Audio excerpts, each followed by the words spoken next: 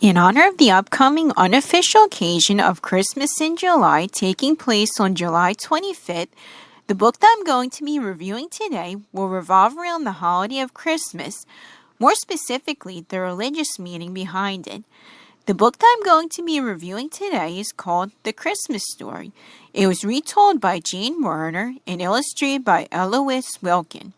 The story begins with the narration introducing us to a young woman named Mary who lived a long time ago in Galilee.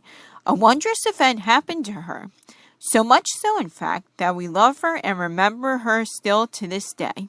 As the narration tells us, if you're familiar with the Christmas story, I'm sure you know that this wondrous event that happened to Mary was.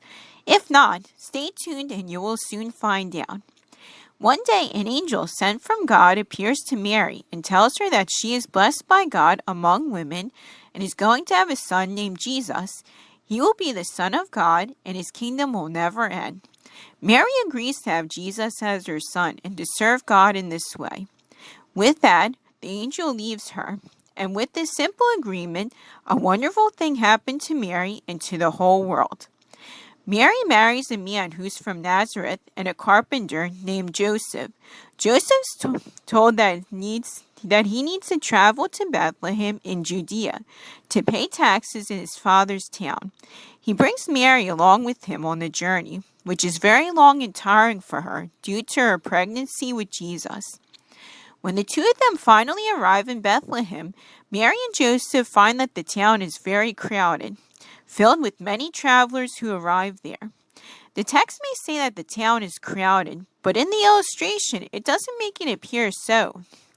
As the text states, naturally, as a result of many travelers staying in the town, every inn that Mary and Joseph come across is full and get turned away by every innkeeper when they ask for shelter to stay, and Mary could give birth to Jesus.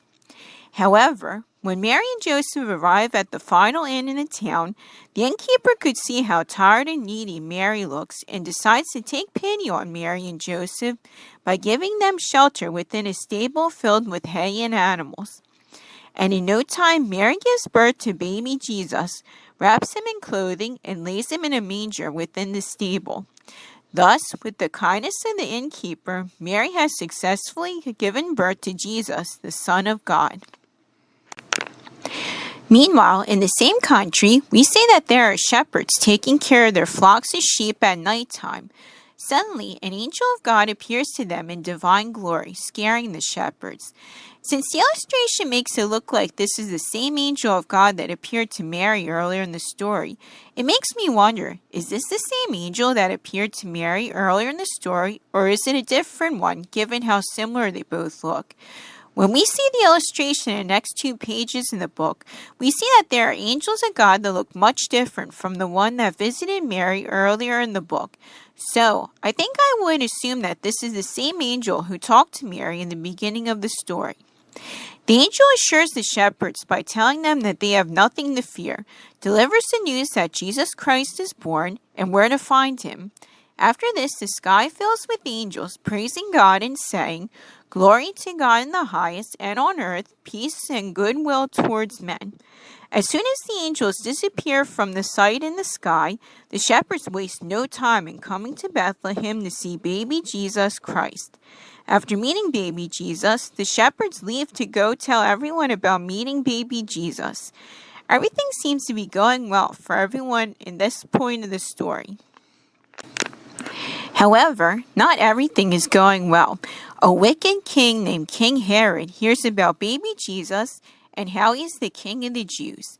Feeling troubled over the fact that there is another king besides him, King Herod summons the 3 wise men and sends them to look for baby Jesus, and when they do, he asks them to let him know so that he can come and worship baby Jesus as well.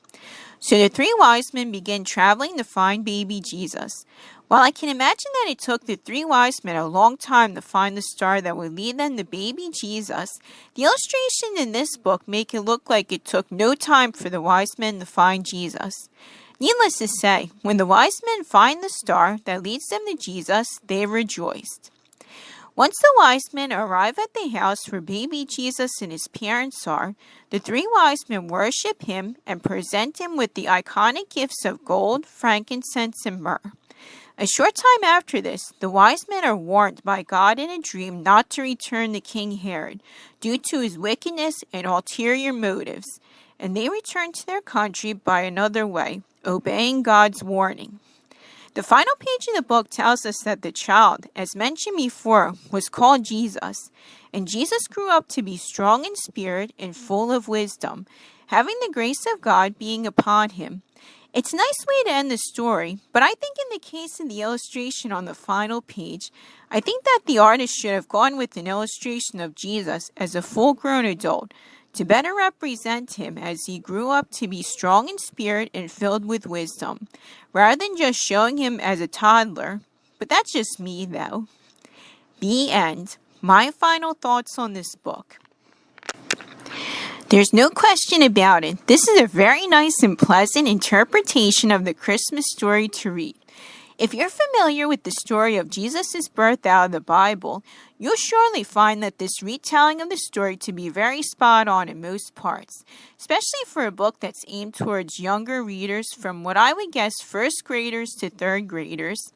It's very clear that the author knows the story of Jesus' birth well and knows how to adapt it in ways that young children can understand.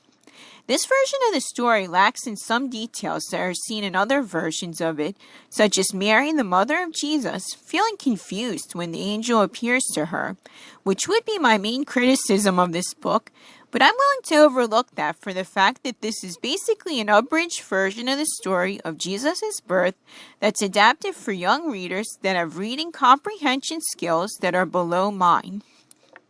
What do I think of the illustrations in this book? Well, I would have to say that the illustrations are one of the things that make this book shine the most. They are breathtakingly gorgeous and have a nice old-fashioned look to them. You can see that each illustration has a good sense of flow, especially with illustrations that have either the main characters or various other people in the background for atmosphere in them. So, beautiful work on the illustrations, L. Lewis Wilkin. You've done the story well with your artistic talent. In the end, would I recommend this book to others? Yes, I absolutely would. It's not a masterpiece, but it's an enjoyable retelling of a well-known story from the Bible and the true meaning behind the holiday of Christmas that everyone, from the youngest of children to the oldest of adults, can have a lot of pleasure reading. If you can find this golden book, I would recommend you pick it up and give it a read, whether for yourself or to read to young children to teach them the true meaning behind Christmas. I hope you enjoyed my review of The Christmas Story, and if you have any suggestions for future reviews for my channel, feel free to leave them for me in the comments below. Please comment, share my video, and subscribe to my channel as well. Have a nice day, everyone, and thank you very much for watching.